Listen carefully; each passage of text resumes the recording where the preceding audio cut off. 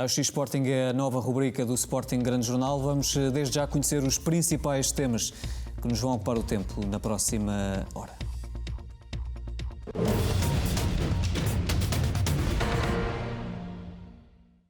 A grande nível nos Açores, com um bis decisivo para a conquista da terceira vitória do Sporting em 4 jogos no campeonato. O médio já começa a justificar o maior investimento dos Leões no último defeso. O Santa Clara Sporting contou com público nas bancadas, mas foi a única exceção na Liga Portuguesa. Enquanto isso, no Grande Prémio de Portimão, viram-se bancadas repletas de adeptos, o que motivou críticas no futebol. São imagens que vão estar em análise já daqui a pouco, no Raio-X Sporting. Luciano Vieto transferiu-se para o Al Hilal. Os Leões anunciaram um acordo de 7 milhões de euros, com o montante a ser dividido com o Atlético de Madrid. Mais à frente, Miguel Braga comenta os contornos do negócio. Frederico Varandas respondeu na última sexta-feira aos ataques de Pinto da Costa em recentes entrevistas. As palavras do presidente do Sporting continuam na ordem do dia. Neste Raio-X Sporting, Miguel Braga analisa as declarações do líder leonino. Manuel Mota assumiu um critério largo no Santa Clara Sporting deste fim de semana, numa arbitragem que divergiu do critério utilizado em outros dos jogos da quinta jornada. Neste Raio-X Sporting, o antigo árbitro Pedro Azevedo avalia os principais casos de arbitragem na última ronda do campeonato. São estes os temas que vão ocupar o nosso tempo ao longo da próxima hora. Começa agora o Raio-X Sporting e no programa de hoje vamos começar exatamente pelo jogo jogado que fica marcado, este jogo do Sporting nos Açores frente ao Santa Clara, pela presença de público nas bancadas. A presença do público, que esteve muito bem sentado, respeitou muito bem as regras, deu um grande exemplo. E quando temos fotografias de outros desportos, a não ver respeito pelo distanciamento, com muito mais gente, acho que se o futebol tem que dar o exemplo, já o deu, e agora precisa do outro lado, precisa que lhe deem a mão, porque os clubes precisam disso, e portanto há que realçar a presença do público, o comportamento deles, o exemplo que o futebol está a dar, e agora com esse exemplo é preciso dar a mão também aos clubes.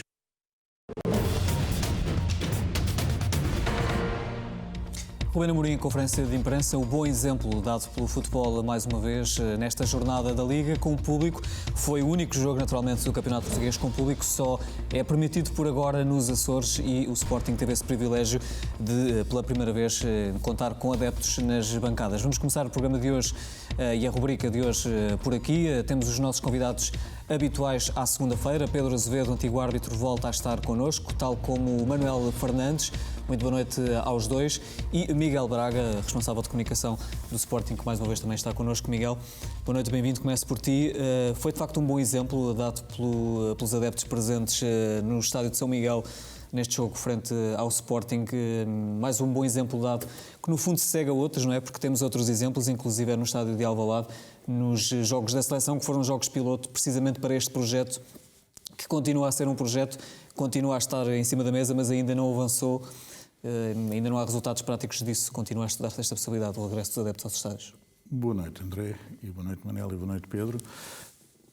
O setor do futebol, enfim, continua a ser discriminado relativamente a outros setores da sociedade. Vimos as imagens do que se passou em Portimão, e para se ter uma ideia, em Portimão eu acho que as bancadas permitiam 40 mil pessoas e as nossas autoridades de saúde permitiram a presença de 27.500 pessoas. Comparativamente ao que se passou até agora com os estádios de futebol, e se olharmos para esses 2 jogos da Seleção Nacional e para o jogo contra o Santa Clara, estamos a falar na totalidade de 8.500 adeptos, ou seja, a moldura humana é bastante diferente. E tem sido contra essa, enfim, disparidade e esse critério que existe num lado e não existe no outro, que, diria, agentes do futebol têm-se batido.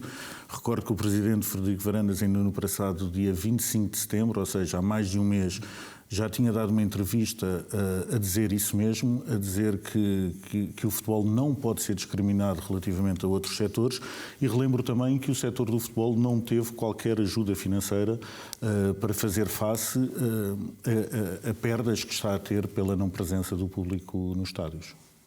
A presença de público pela primeira vez no jogo de Sporting, obviamente que é um dado positivo para a equipa.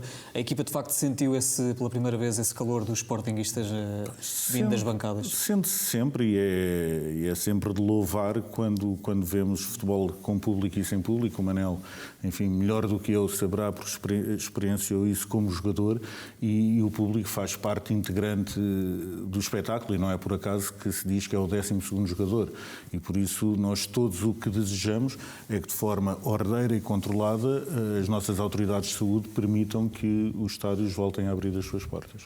Manuel Fernandes, também viu as imagens do jogo com Santa Clara, de facto, como um bom exemplo dado pelos adeptos no futebol, mais uma vez?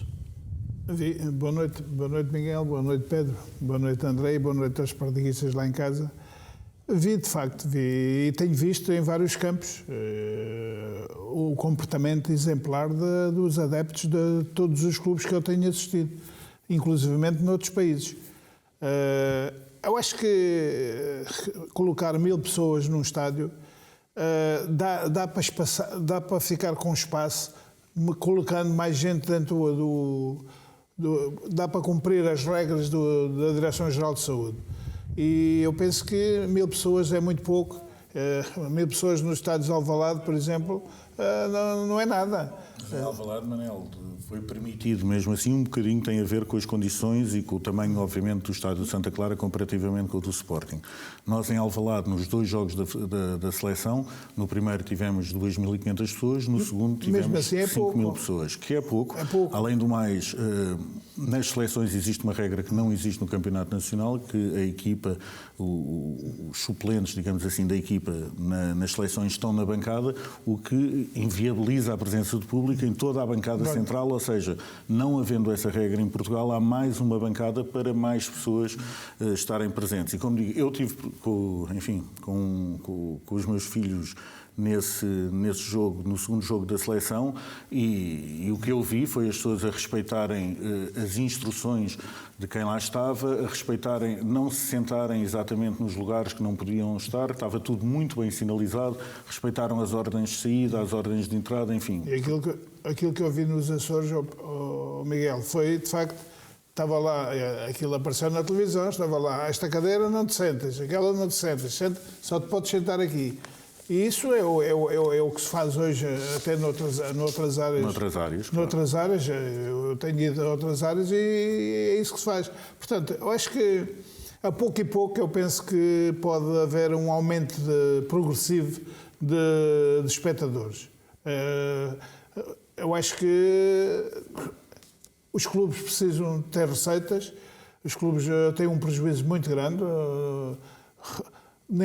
Eu sou sócio de cativo do Sporting e todos os anos paguei o meu cativo, e deste ano ninguém me pediu ainda, ninguém me mandou para pagar, que eu normalmente pago aquilo através de multibanco, e portanto todos os clubes são prejudicados nesse aspecto. Claro. E eu acho que a pouco e pouco, é evidente que isto está a alastrar, é um facto, mas aquilo que se viu em Portimão, as pessoas estão amontoadas em cima uma das outras. Precisamente, Manuel Fernandes, vamos então ver essas imagens que acabaram por chocar ao longo deste fim de semana. Estamos a ver precisamente imagens então aqui menos mal, mas já do aeródromo do autódromo, aliás, de Portimão, e vemos de facto muita gente nas bancadas. Vamos daqui a pouco também ver mais imagens que atestam isso mesmo, uma multidão. O Miguel falava aqui há pouco também nos números permitidos para este grande prémio de Portimão. Foi uma questão que levantou muita polémica e, naturalmente, que Graça Freitas, a Diretora-Geral da Saúde, hoje acabou por responder a essas críticas. Temos a oportunidade de olhar então para as declarações, ou para o sumo principal das declarações de Graça Freitas, que disse: se quisermos ter mais controle sobre os imponderáveis, teremos de ter menos gente nos eventos. Não parece que a situação tenha sido catastrófica. Dali não irá acontecer algum acontecimento muito dramático, Miguel. Isto pode, de facto, ter implicações no futebol. O facto Parecem mensagens contraditórias da doutora Graça Freitas, ou seja, se estas imagens se por estas imagens e este agrupamento de pessoas não vem nada de catastrófico, porque é que viria por estarem 5 ou 10 mil pessoas no estádio de Alvalade? Acho que são mensagens contraditórias e, como digo, acho que os clubes têm feito esse esforço. O próprio Presidente da Liga falou esta semana também sobre o assunto e acho que enfim, que não são só os clubes, e estamos aqui a falar muito dos clubes, mas não são só os clubes que desejam isso. Eu acredito que também que todos os adeptos desejam ir ver as suas equipas, apoiar as suas equipas e ver futebol, enfim, ao vivo e a cores e não através da televisão. Manuel Fernandes, concorda, no fundo, para encerrar aqui este capítulo? Concordo totalmente. Eu acho que... Mas eu tenho fé que a Direção-Geral de Saúde vai ceder a pouco e pouco e inclusivamente mais à frente, possivelmente quando isto estiver ainda mais calmo, até pode haver, não direi metade da lotação, mas pelo menos muito perto disso. Acho que não tem problemas nenhuns. As pessoas hoje têm educação. Eu acho que as pessoas hoje, mesmo no futebol, têm educação suficiente para não estarem juntas nem a abraçar-se uns aos outros. Podem gritar para o seu clube sem estar a furar aquilo que a Direção-Geral de Saúde pretende. Portanto, eu acho que é uma questão de conversar, é uma questão, acho que mais uma reunião entre a Liga e a Federação e a Direção-Geral de Saúde, até eles se derem pelo menos, porque na Alemanha é mais de 5 mil. Eu vejo os jogos na Alemanha e vejo ali 15, 20 mil pessoas, pelo menos, nos estádios da Alemanha. Temos aqui, por exemplo, esta imagem que mostra então aquela imagem, portanto, de gente isto é que as pessoas estão em cima umas das outras. Portanto, e muitos deles têm máscara. Portanto, Até houve uma imagem que andou a circular nas redes sociais que era um espectador que estava com a máscara na testa, possivelmente para não apanhar um escaldão, ou seja, cada um com a sua preocupação, digamos assim. Cada um com as suas regras e não, no fundo, seguindo as regras definidas pela Direção-Geral de Saúde. Vamos continuar este raio-x Sporting. Respeitamos um tema que vai ser abordado mais à frente.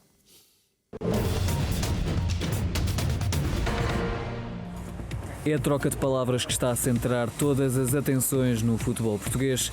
Daqui a pouco, a análise à resposta do presidente do Sporting, Frederico Varandas, a Pinto da Costa.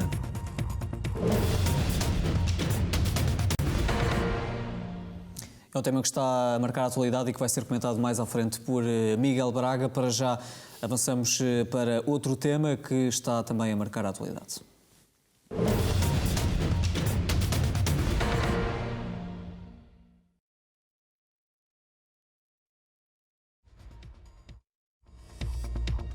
Para o Al Hilal foi uma transferência confirmada pelo Sporting em comunicado enviado à CMVM, um negócio que se fez pelo montante de 7 milhões de euros, uma verba que vai ser repartida pelo Sporting e também pelo Atlético de Madrid.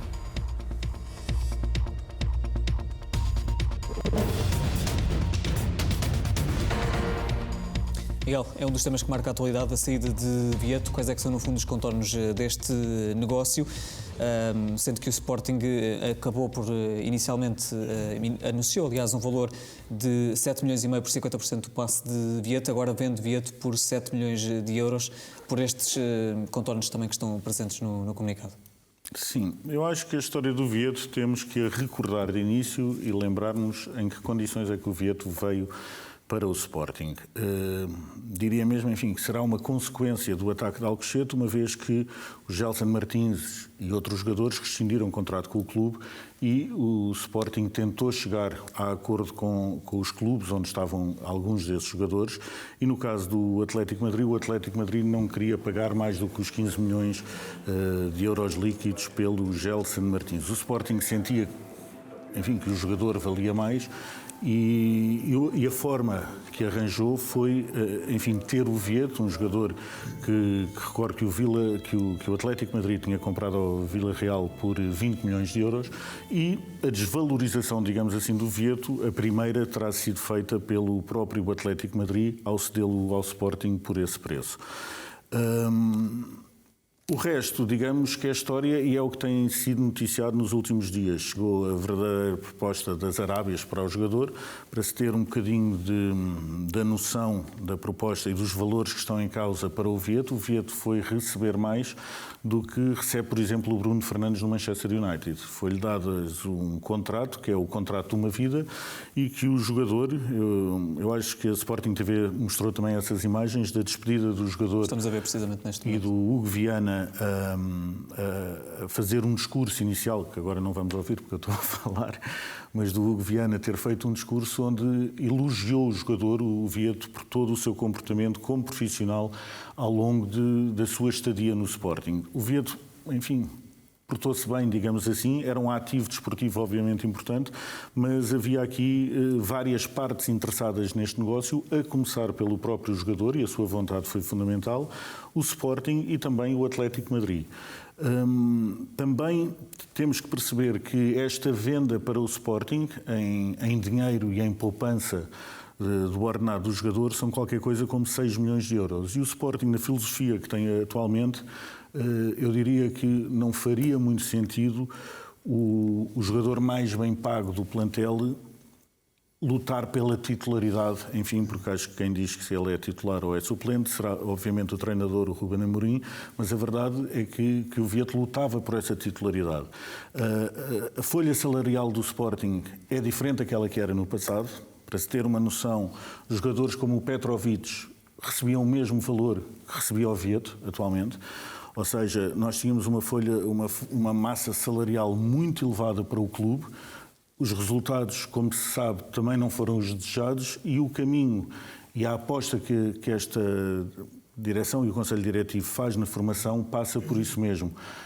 Se termos um futuro sustentável e que permita ao Sporting sonhar com outro tipo de vitórias, digamos. Ou seja, a Petrovic, que era um jogador com um papel secundário na equipa, ganhava o mesmo que o jogador mais bem pago atualmente do atual plantel. Sim, mas estavam cá outros jogadores caros, enfim, que não fizeram muita história no Sporting. O Bruno César, por exemplo, que ainda foi do Jogou Mais, o Viviano, que acho que jogou meio jogo, nem jogou meio jogo, e foi um jogo que não contou, enfim, da apresentação apenas. O Castanhos, que foi aquele avançado que fez 20 e tal jogos e nunca marcou um golo.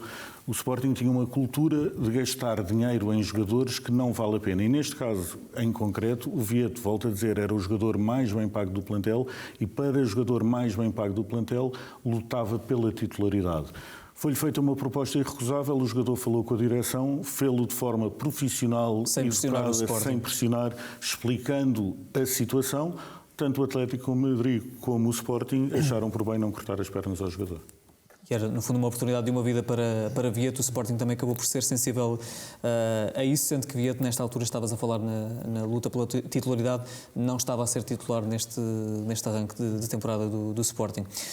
Podemos avançar, Miguel, para outro tema, e outro tema que de facto marca a atualidade é a troca de palavras entre o presidente do Sporting, Frederico Varandas, e Pinto da Costa.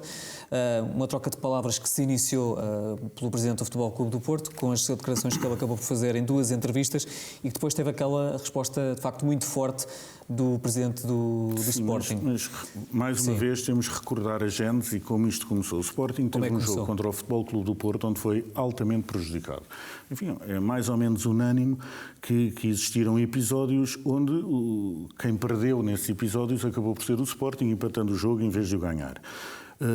O presidente Frederico Varandas expressou o seu descontentamento a seguir ao jogo com o Futebol Clube do Porto, e eu acho que, no caso do Futebol Clube do Porto, enfiou a carapuça, se me permitem a expressão, com as coisas ou com as frases que o presidente Frederico Varandas terá dito. E passou a fazer um ataque, que diria, enfim, violento, um ataque com insinuações gravíssimas e elogiando praticamente o lado mais negro do ataque de Alcochete. E dizendo que o presidente do Sporting tinha sido o grande beneficiado com o ataque a Alcochete. São insinuações, como volto a dizer, graves. Acho que são afirmações também despropositadas, e a resposta que teve passado uns dias foi, enfim, o presidente Frederico Varandas disse o que muita gente pensa, mas o que ninguém diz, enfim, seja por conivência com o Futebol Clube do Porto, seja porque há um clima de medo instalado, então a norte do país isso é relativamente fácil de perceber, e eu recordo, enfim, houve vários comentadores do Porto, mas que não vale a pena estar aqui sequer a referir. Já agora, Miguel, foram falando muito numa suposta aliança entre Sporting e Benfica. Não há qualquer aliança com o Benfica, os valores do Sporting são os valores do Sporting. E se as pessoas acham que há uma aliança entre o Sporting e o Benfica, eu convido-as até a lerem um texto que eu acho que escrevi há mais ou menos um ano sobre a condição atual do Benfica e diria de estar envolvido em tantos processos e que isso não é bom para o futebol português de maneira nenhuma. Mas não existe nenhuma aliança entre Sporting e Benfica? Não existe uma aproximação nenhuma aliança entre o Sporting e o Benfica, nem com outro clube. O Sporting, como digo, tem os seus valores e caminha no futebol português sozinho com eles. Mas voltando um bocadinho atrás e aos comentadores do Futebol Clube do Porto, enfim, o Paulo Baldaia, que ainda para mais é alguém que eu conheço, que estimo, que já trabalhei junto, eu vou só ler aqui o que ele disse para se perceber muito bem como as pessoas ligadas ao Futebol Clube do Porto tentam dar a volta a uma questão que aconteceu e que todos fingimos que não aconteceu. Escreve ele a certa altura que as escutas do apito dourado não foram aceitas quando a acusação passou a ser de tentativa de corrupção, por se tratar de um crime com uma moldura penal para a qual as escutas não eram meios de prova aceitáveis. O Futebol Clube do Porto foi, por isso, ilibado de todas as acusações. O que nós conseguimos depreender, ao contrário desta afirmação, que é caso os tribunais aceitassem as escutas como meio de provas em tentativas de corrupção, o Futebol Clube do Porto não teria sido ilibado e teria sido culpado. Como costuma dizer, obrigado Paulo Baldaia pelo esclarecimento. Avançamos, Miguel, neste raio-x Sporting para outro tema que também marca a atualidade, diretamente a atualidade do Sporting Clube de Portugal e relacionada com o diretor-geral das modalidades.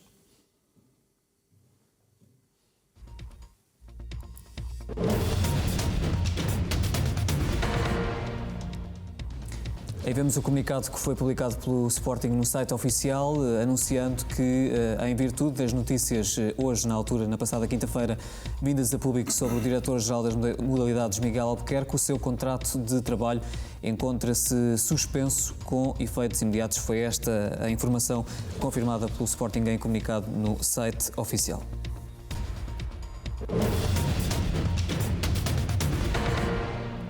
Uma notícia que também acabou por marcar a atualidade e a última semana, Miguel, está de facto suspenso o contrato de Miguel Albuquerque, como anuncia o clube. Sobre este assunto, enfim, é um assunto interno, é um assunto sensível e altamente delicado, e eu acho que todas as pessoas percebem isso mesmo. Sobre este caso, acho que só posso dar a garantia que será um assunto que vai ser tratado internamente, obviamente, e que terá toda a atenção do Conselho Diretivo. Acho que nesta altura não devemos. Em relação ao processo em si, aos timings até da suspensão, não pode adiantar mais nada. É um processo interno e será resolvido pelo Conselho Diretivo.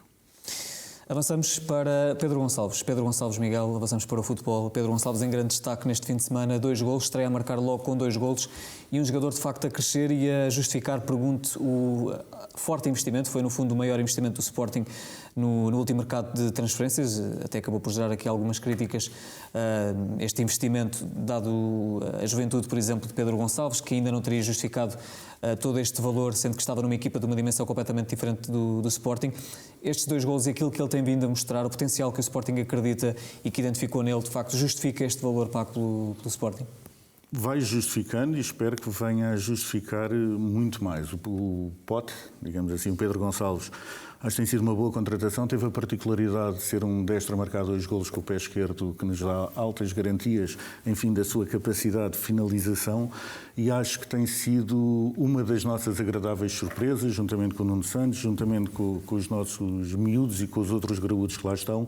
Enfim, acho que tem sido um ótimo arranque do Sporting. Temos que pensar que o Sporting fez 3 jogos fora de casa até agora e 1 em casa contra o Futebol Clube do Porto, que foi prejudicado e que, na minha opinião, se não tem acontecido o reverter do penalti, muito possivelmente o Sporting teria ganho este jogo, mas está a ser um bom arranque e temos mais 2 jogos esta semana e só espero continuar nas vitórias, obviamente. Foi, no fundo, mais uma visita aos Açores recheada de sucesso, coroada de sucesso. Foi uma visita com sucesso, mas eu não queria deixar passar em claro algo que se passou ao intervalo e que E, enfim, eu como adepto e como sócio do Sporting faz-me sempre muita confusão quando ao intervalo, e hoje em dia, enfim, apesar de estarem 1000 pessoas no estádio, os estádios ouve-se bastante aquilo que as pessoas dizem e mesmo o que o público diz, e faz-me, como estava a dizer, muita confusão que ao intervalo, volto a dizer, ao intervalo, que parte de uma, enfim, parte do público e uma parte identificada do público tenha decidido insultar o nosso capitão e estar com insultos constantes enquanto os jogadores subiam ao relvado. Não percebo, ainda para mais com o histórico recente do nosso clube, do ataque ao Alcochete que aqui falamos, como é que os mesmos protagonistas continuam a insistir nos mesmos comportamentos de insulto, de tentativa de intimidação e de fazerem isso aos nossos próprios jogadores. Acho que o sócio e o adepto do Sporting não é assim e não compreendo esta atitude, volto a dizer, de estar-se a insultar o nosso capitão ao intervalo. Acho incompreensível. Fica aqui esta revelação desse episódio no Santa Clara Sporting. Para terminar este Raio-X Sporting, o nosso segmento, Miguel, outra notícia que marcou a atualidade também, que foi avançada por alguns órgãos de comunicação social, foi a alegada compra da totalidade dos direitos económicos de Mateus Nunes e de que inclusive teria renovado o contrato com o Sporting. Confirmas estas duas informações? Relativamente à primeira, sim. O Mateus Nunes é 100% jogador do Sporting. Sobre a sua renovação... Já comprou a totalidade dos direitos, o Sporting de Mateus Nunes? Já comprou a totalidade dos direitos e relativamente à renovação vamos ter novidades esta semana, com certeza. Fica também Fica a dica. Fica a dica. Mateus Nunes, um dos jogadores mais importantes no atual Sporting, recebeu fortes elogios de Ruben Amorim, inclusivamente neste jogo frente ao Santa Clara. Jogo com Santa Clara que também ficou marcado pela arbitragem, um dos segmentos que, como habitual, vamos ter mais à frente neste Raio-X Sporting.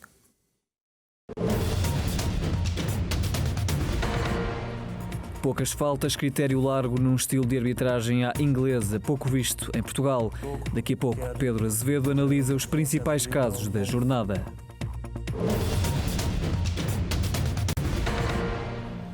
O Pedro Azevedo está connosco e mais daqui a pouco vai analisar os casos de arbitragem, mas para já começamos pela exibição dos Leões e pela vitória, a terceira em 4 jogos no campeonato.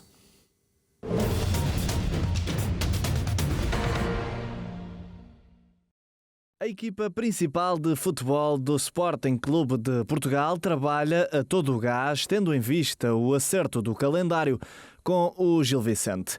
Ruben Amorim orientou na manhã desta segunda-feira, em Alcochete, uma sessão de treino que não contou com Bruno Tabata e Antunes.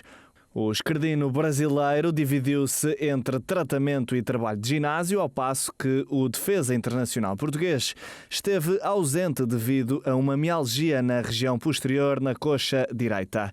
Já Eduardo Quaresma treinou sob vigilância médica. Os Leões voltam a treinar nesta terça-feira, às 10 da manhã, novamente em Alcochete, e Ruben Amorim fará às 18h30 no auditório Artur Agostinho, no estádio José Alvalade. A antevisão do encontro diante da formação gilista, agendado para as 21h45 desta quarta-feira.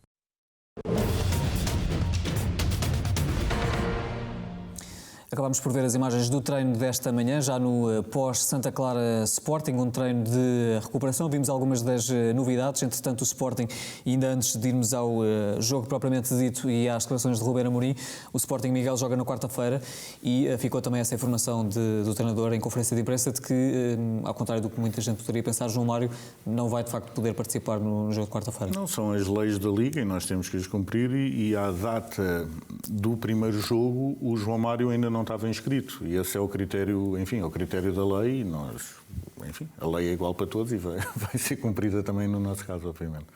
Carta fora do baralho para este jogo, terá outras alternativas Ruben Amorim para o encontro de quarta-feira. Ruben Amorim, que era, no fundo, um treinador satisfeito, depois de assegurar a terceira vitória no campeonato, a terceira em 4 jogos, a terceira vitória longe de Alvalade. O treinador do Sporting deixou vários elogios ao grupo, destacou a união como um dos fatores para este triunfo que não deixou de passar por dificuldades. O Sporting, depois de marcar um gol, sofrer logo a seguir, mas ter a capacidade para reagir na segunda parte e depois deixou alguns destaques, alguns elogios individuais a alguns dos jogadores que continuam a crescer nesta equipa leonina.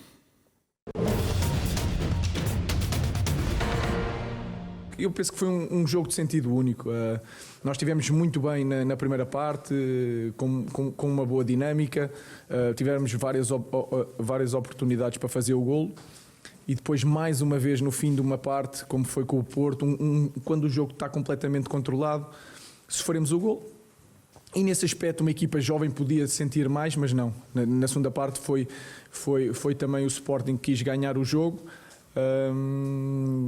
Aqui e ali não com a mesma qualidade, porque o Santa Clara também baixou ainda mais a sua linha.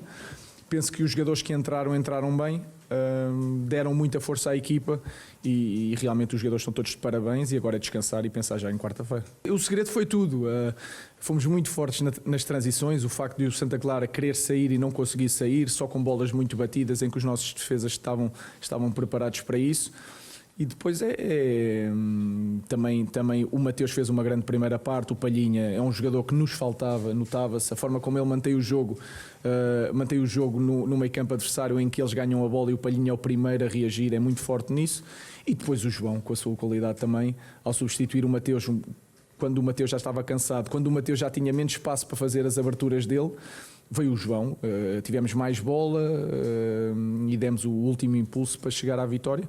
Mas o segredo teve mais uma vez na união do grupo, na forma como eles encaram cada lance, pelo respeito que têm uns pelos outros e pelo clube em que representam. Falámos na última que as equipas estão preparadas para jogar 3 em 3 dias e realmente o Gil Vicente vai ser a nossa Liga dos Campeões. E portanto temos de dar o máximo, esta é a nossa realidade e quando nós jogamos pelo Sporting todos os jogos são Liga dos Campeões, são finais e é assim que vamos encarar. Temos o Tabata está lesionado neste caso, o João Mário também, como não estava inscrito, não estava cá na primeira jornada, não pode jogar. Teremos outros que vão ajudar a equipa e estaremos preparados, teremos 11 guerreiros com outros no banco para dar uma boa resposta.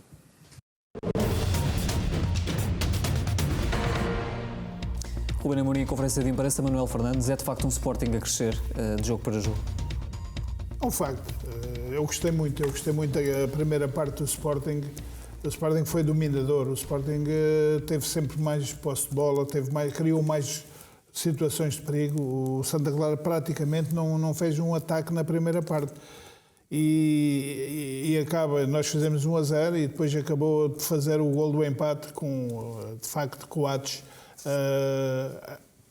Ao passar a bola ao colega foi interceptada e o Coates normalmente tem qualidade de passe, é um jogador com qualidade. O Coates é um jogador, para que toda a gente fique sabendo, os jogadores de futebol são aqueles que têm rendimento e o Coates está há 4 anos no Sporting e tem um rendimento extraordinário. É evidente que tem um jogo ou outro que falha como qualquer jogador.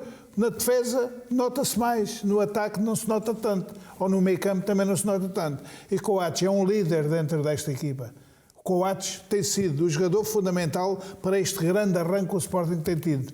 Aliás, Coates tem o apoio de todos os seus colegas e é isso que um capitão, é isso que o Sporting precisa e o capitão também precisa ter o apoio dos colegas. Portanto, esta união de grupo que o Ruben Amorim fala é notória, é uma coisa notória, é uma coisa que se vê, até pela forma como eles se entregam dentro do campo, são solidários uns com os outros dentro do campo. E, portanto, agora, em relação a Coates, o Coates é um jogador que está há 4 anos no Sporting, fez 95% no mínimo, 90%, para não dizer 100%, fez 95% dos jogos todos.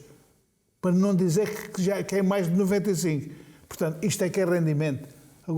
Mas há muita gente que gosta daqueles jogadores que fazem um joguinho bom e tal, e depois não fazem mais nada, e depois fazem mais outro daqui a mais uns 2 meses, ou não jogam. E é isso que é esta mentalidade que se tem que mudar dentro de um grupo de trabalho.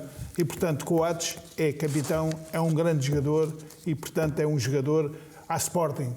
E é isto que o Sporting precisa destes jogadores. Coates foi um dos jogadores em destaque. Temos connosco, como sempre, para analisar os comportamentos da equipa, o João Olivença. Muito boa noite, João. e, à semelhança da última segunda-feira, destacaste 2 lances que ilustram aquilo que foi o Sporting nos Açores frente ao Santa Clara. É verdade, boa noite André, boa noite ao Miguel, ao Manel também, e a todos os telespectadores em casa. Sim, nós temos aqui duas situações que espalham bem naquilo que é a continuidade que o Manel estava a dizer do Coates. A primeira situação que eu escolhi foi a situação do gol. Aliás, esta semana trouxe aqui 2 momentos que traçam muito bem a situação que originaram os golos. Vemos aqui nesta imagem os 3 jogadores da frente que habitualmente o Sporting tem a atacar aquele espaço que está ali marcado, que é onde a bola vai cair para Pote. Desta vez uma alteração. O jogador do lado direito não é, neste caso, Nuno Santos, nem Pote, nem Jovane. Muitas vezes os 3 jogadores alteram as suas posições.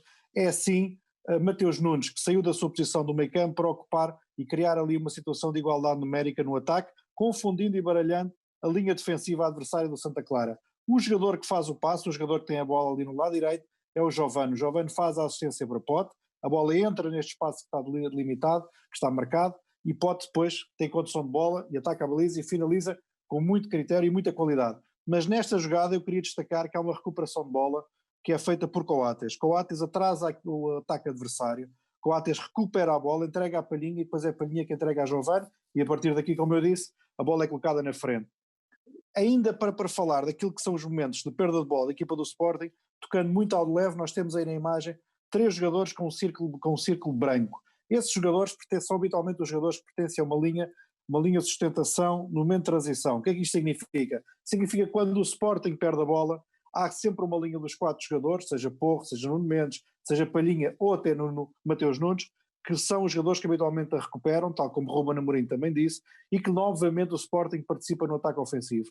Mas nesta situação específica que origina o golo, novamente o Sporting a criar uma situação de finalização, não junto à área, mas sim junto à linha do meio campo, ou então partindo de uma zona mais recuada da sua linha defensiva. Eu acho que isto desmistifica muito aquilo que o Sporting, ou que se diz sobre o Sporting, sobre muitas vezes as ideias que tentam de alguma forma implementar a opinião pública sobre o Sporting, que o Sporting consegue construir atrás, consegue construir numa zona intermédia e também consegue construir uma zona de finalização, de criar situações de finalização. E esta primeira imagem é claramente uma imagem que espelha muito bem isso. Outra, para terminar, o movimento de Mateus Nunes, o jogador que nós vemos ali com o círculo amarelo à direita, que ocupa o lugar de um extremo interior, ele faz este movimento e este movimento arrasta um dos jogadores do Santa Clara. Não permite nem uma marcação tão próxima depois a Nuno Santos, que aparece no corredor central, nem a Pote, que aparece aqui mais no corredor esquerdo, depois flete para a zona central do campo. Portanto, o Sporting muito bem a construir dentro daquilo que é o seu modelo de jogo, atacando a profundidade com os jogadores rápidos,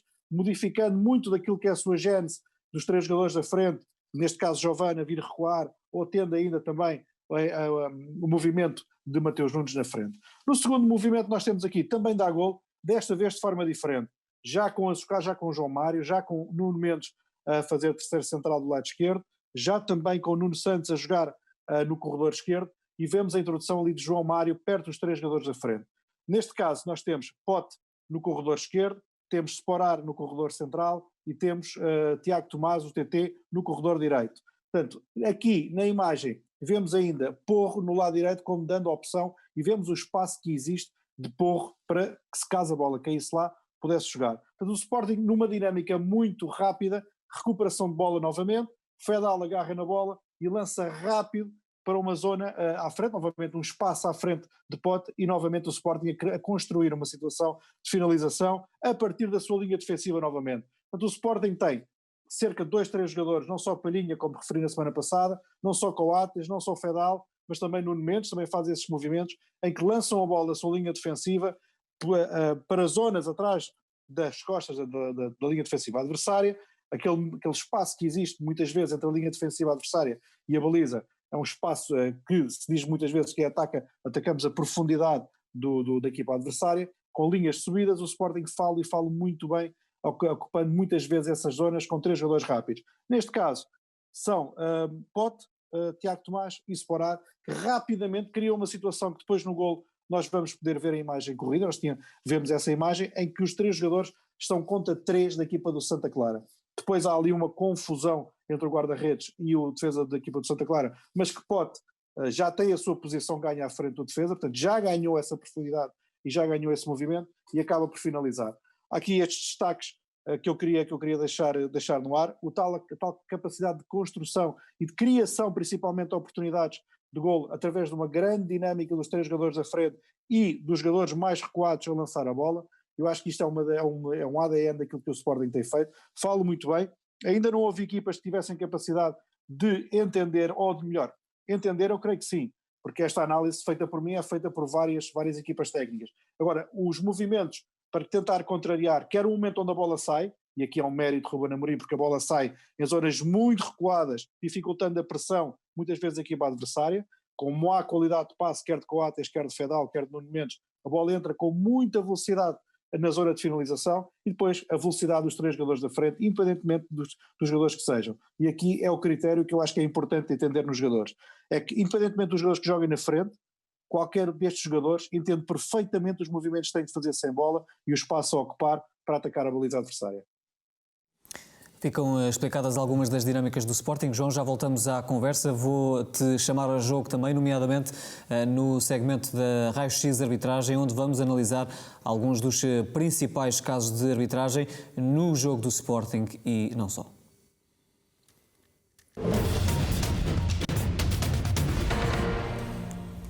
Vamos então começar a analisar os principais casos de arbitragem com o nosso especialista, Pedro Azevedo, antigo árbitro, que nos vai então a fazer aqui uma avaliação de cada um destes lances que temos. Vamos começar pelo lance do Santa Clara e temos este lance aos 25 minutos, Pedro, 48, em que o Santa Clara introduz a bola na baliza do Sporting, mas o lance acaba por ser invalidado. Foi uma decisão correta de Manuel Mota?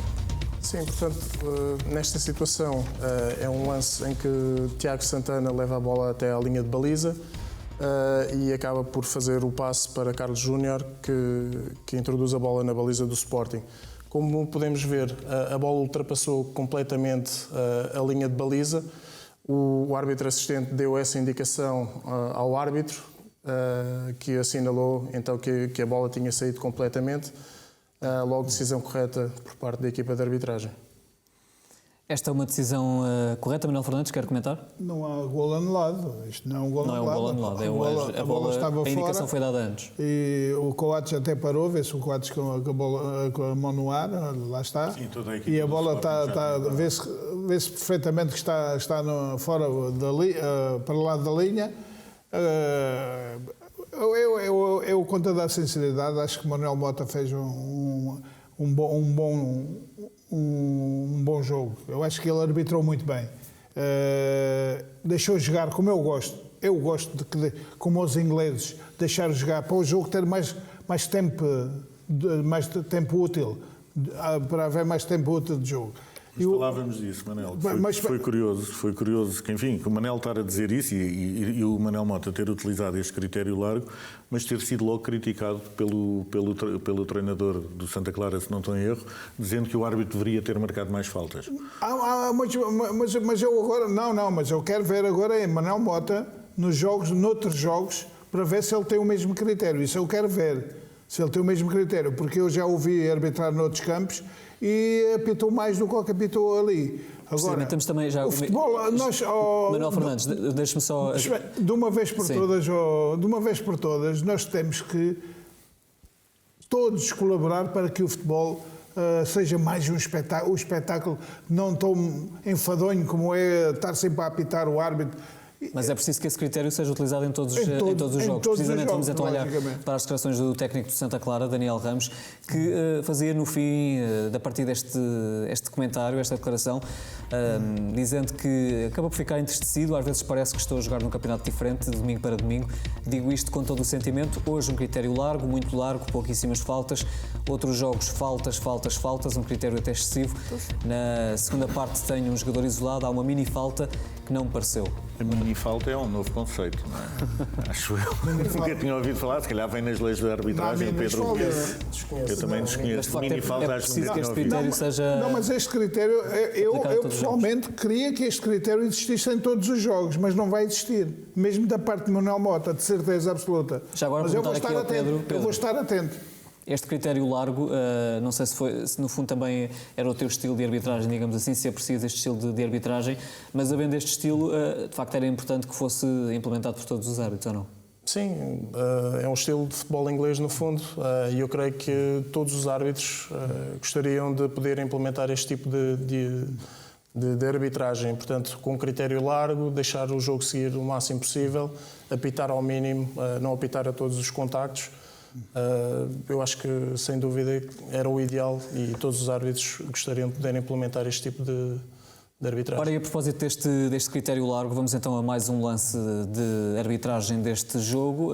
Lá está, o critério largo de Manuel Mota, porque aos 30 minutos e 24 não assinalou penalti sobre Mateus Nunes. Temos aqui vários ângulos da jogada, não sendo imagem corrida.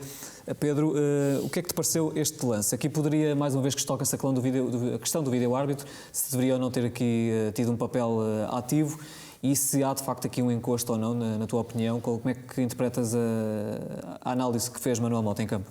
Não, este lance para mim não é lance para VAR, para análise do VAR, pela mesma razão que na semana passada disse que o lance do Pedro Gonçalves e do Zaidu não seria lance para análise do VAR. É uma questão de intensidade, é uma situação que não é uma falta clara. De facto, Mansour coloca o braço nas costas do Mateus Nunes. No pescoço.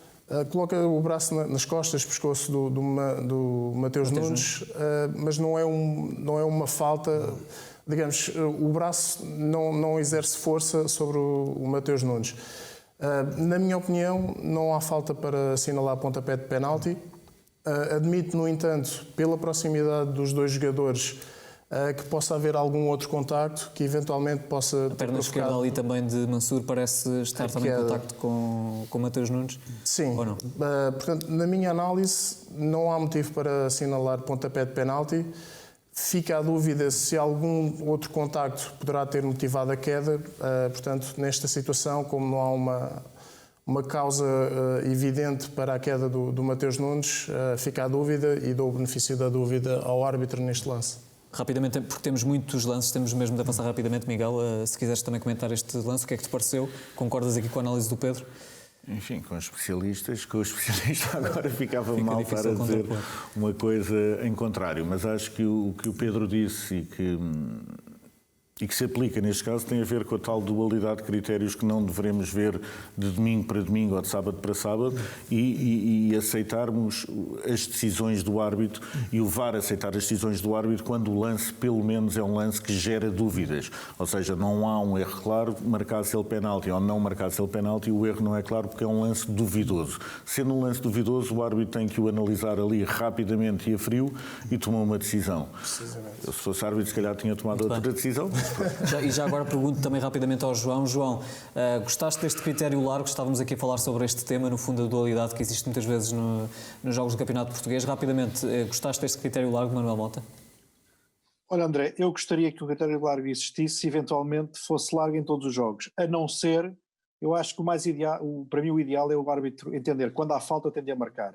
E eu aqui, ao contrário daquilo que diz o Manel, eu por acaso não gostei muito da exibição do Manuel Mota, principalmente porque eu já ouvi noutros jogos a não ter este mesmo critério. Portanto, eu desejaria que futuramente o critério fosse unicamente um, sabendo que essa depende da análise do árbitro. Mas como é evidente, isso é um trabalho que deverá ser desenvolvido a nível global dentro da arbitragem, para permitir e melhorar o nosso campeonato também nesse sentido, e não esquecer que os jogadores também têm de ajudar nesse sentido. Muitos jogadores fazem faltas que são passíveis de cartão e expulsão, e como é evidente, a essas os árbitros não podem fugir nem dar nenhum critério largo.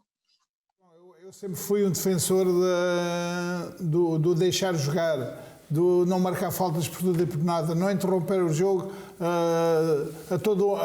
de minuto a minuto. Portanto, eu acho que o futebol tem que ser, é mais bonito se for... Se eu tive a ver um jogo que foi 0-0, Manchester United com o Chelsea, aquilo foi um jogo digno de se ver. O árbitro nunca apitou. O árbitro teve 7 a 8 minutos sem pôr o apito na boca. É a tal arbitragem à inglesa. Tem que ser implementada em todos os jogos do campeonato. Tem que ser para toda a gente igual. Noutros campos não é assim, às vezes não é assim. É a tal dualidade. Pedro, vamos a mais um lance. Aos 31-48, um possível penalti sobre Nuno Santos. Parece que há penalti neste lance, que há motivos para penalti. Possível pontapé de penalti sobre Nuno Santos. A minha análise neste lance é que o Tassano tem a posição ganha e apesar de haver aquele movimento com o braço, é o Nuno Santos que provoca o choque e, consequentemente, a queda. Portanto, na minha opinião, o árbitro avaliou bem o lance ao não assinalar pontapé de penalti. Muito bem, lance legal, portanto não há motivo para pontapé de penalti. 76-30, mais um possível penalti aqui em questão, desta vez a favor do Sporting. Possível penalti de Rafael Ramos. Sim, tivemos desta vez também a favor do Sporting, tivemos aliás, vários lances. Sim, mais um. Tivemos vários lances de decisão para possível pontapé de penalti. Neste caso, considero que a decisão de Manuel Mota também esteve correta, também foi correta. Pelo seguinte, portanto, Rafael Ramos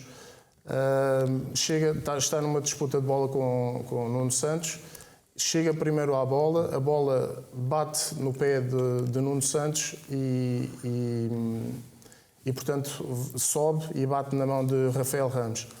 Portanto, também, como dissemos na semana passada, em lances de ressalto, não se deve assinalar pontapé livre ou pontapé de penalti, e neste caso ainda mais porque... Agora uma dúvida, desculpa interromper-te, que eu pelo menos quando vi o lance fiquei com a sensação, e posso estar errado obviamente, que não tinha sido um ressalto, mas sim o Nuno Santos a tentar passar pelo defesa adversário. Não, a análise que eu fiz foi que o Rafael Ramos chuta a bola, bate no pé do Nuno Santos e sobe para a mão.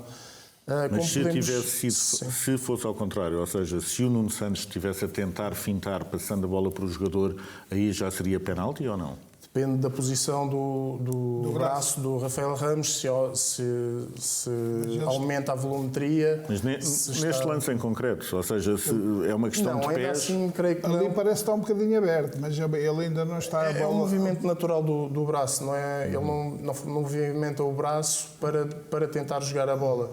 Aqui a bola bate no pé do Nuno Santos e sobe para a mão. Portanto, é uma questão de ressalto. O braço está numa posição natural, não aumenta a volumetria de forma anormal. Para concluir, não há motivo para se assinalar a pontapé de penalti.